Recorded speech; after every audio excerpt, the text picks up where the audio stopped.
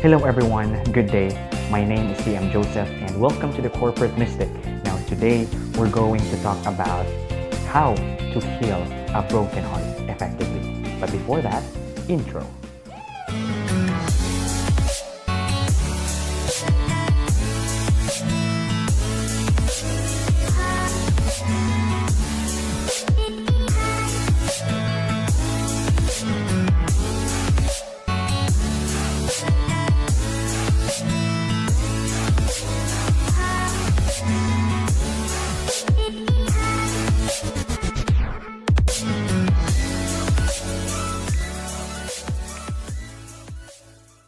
Maybe as you're watching this video, you are feeling down right now because maybe you just came from a relationship that has just ended.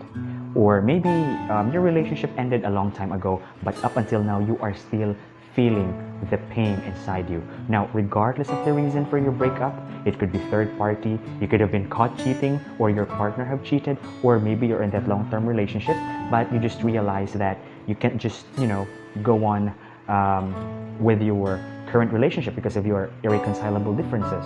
Now, regardless of the reason for your breakup, here are the 4 steps or 4 ways on how to heal your broken heart effectively. The first step is to actually accept that all good things has to end. Yes, you've heard it right.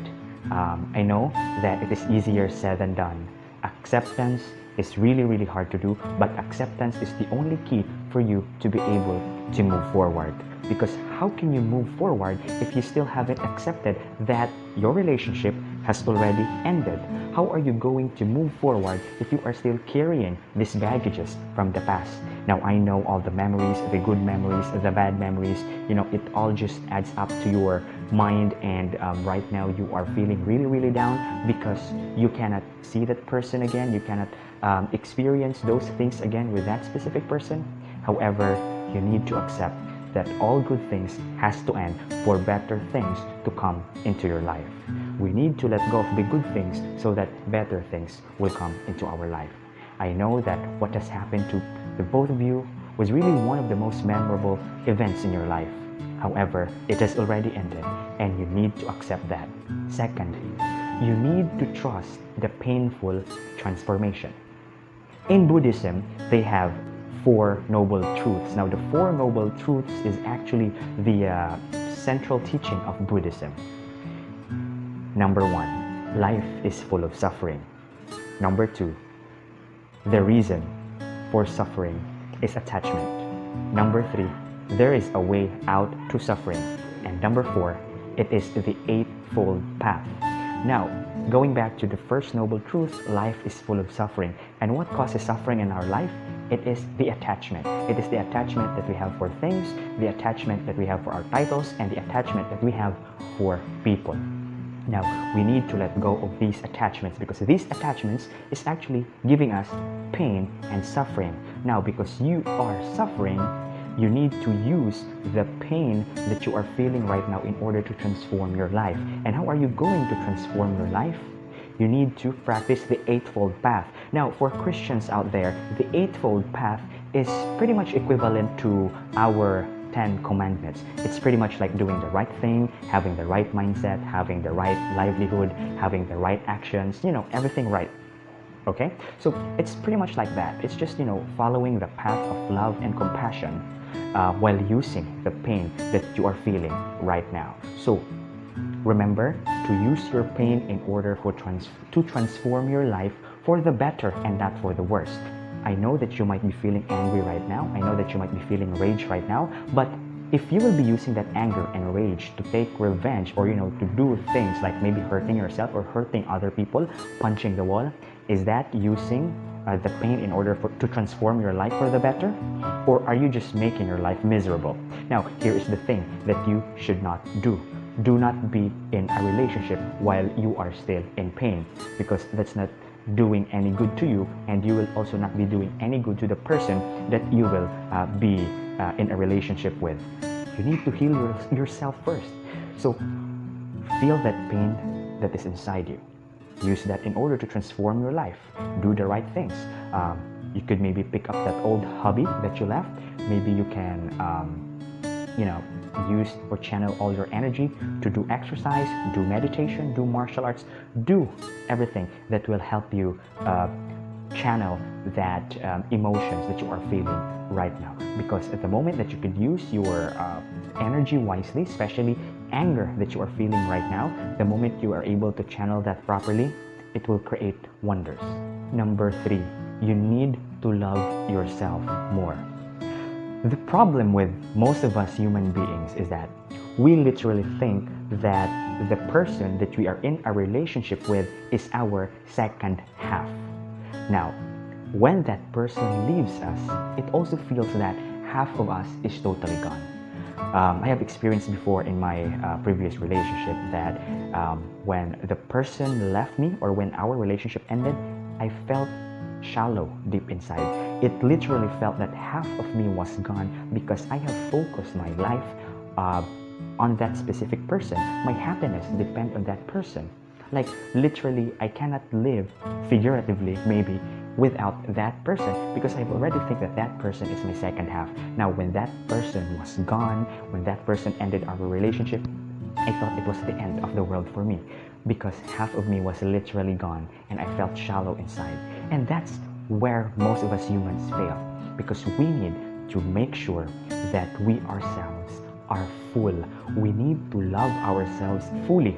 And then when we are full, we need to find someone that you can share our fullness with. We need to look for someone to share our completeness with.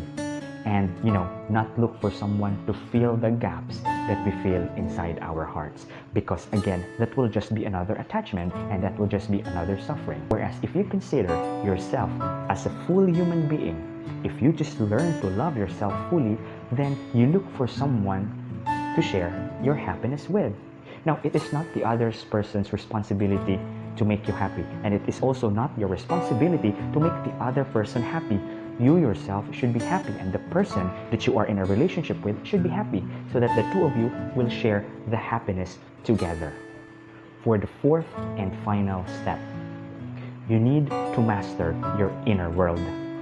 Our world outside is just a reflection of the world inside us. According to Rumi, yesterday I was clever. I wanted to change the world.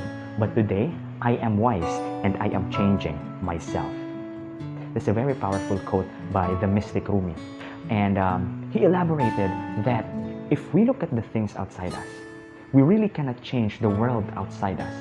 How can you change the pandemic?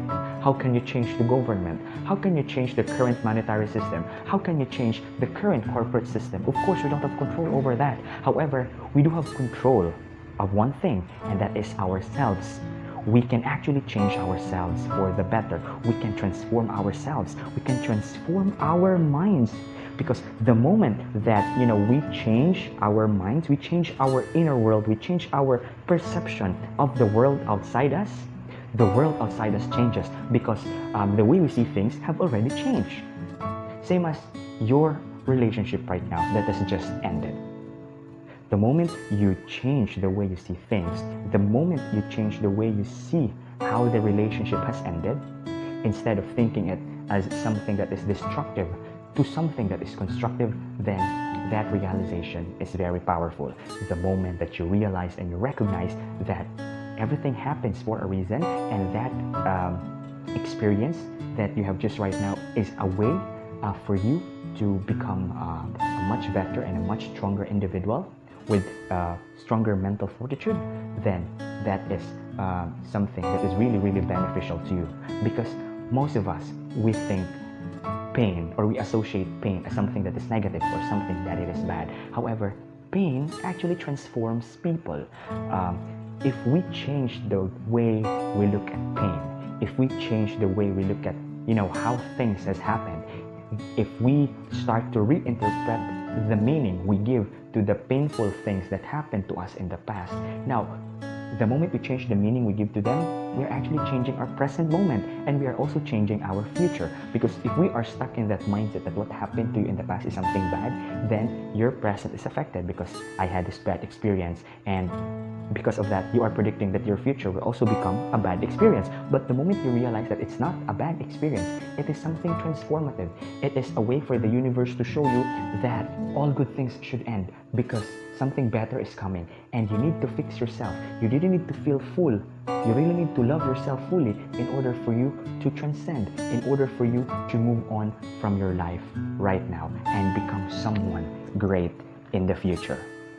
And by that, you will become successful in life. And don't chase for people to come into your life.